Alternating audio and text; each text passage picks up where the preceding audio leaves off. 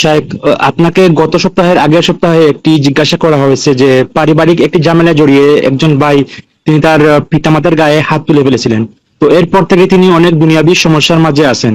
তিনি জানতে চেয়েছেন যে বাবা বাবা বাবা মায়ের গায়ে অপরাধের কারণে দুনিয়াবী ও আখিরাতের শাস্তি থেকে বাঁচার কি কোনো উপায় আছে? উপায় আছে, তওবা করলে উপায় আছে। তওবা করলে খালিস তওবা করতে হয়। তবু ইলাল্লাহি তাওবাতান নাসুহা, খালিস অন্তর থেকে তওবা করো। তওবা করা মানে গুনার উপর অনুতপ্ত হওয়া, লজ্জিত হওয়া, চরম অপরাধ করেছি, আমি একজন মুসলিম সন্তান, আর গুনাহ বন্ধ করা, স্টপ, আগামীর জন্য প্রতিজ্ঞা করা যে জীবনে এরকম কাজ করব না। কথা বোঝা গেছে? এই তিনটি শর্ত।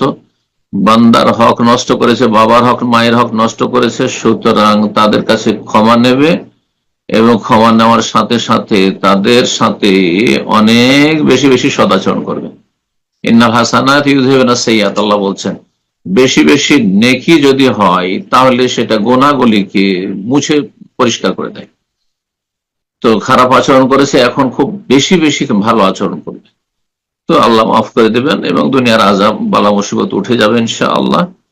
এই তওবা যদি আল্লাহর কাছে গৃহীত হয়, আর খালেস অন্তর থেকে হইলে অবশ্য গৃহীত হবে, আর আখিরাতের আযাব হবে না ইনশাআল্লাহ। কিন্তু তওবাতে যদি ঝামেলা থাকে, হ্যাঁ, তাহলে দুনিয়ারও বালা মুসিবত থাকতে পারে, আর আখিরাতের আযাব শাস্তি হতে পারে। জি, আল্লাহ খালেস তওবার তৌফিক দান করুন। আমিন।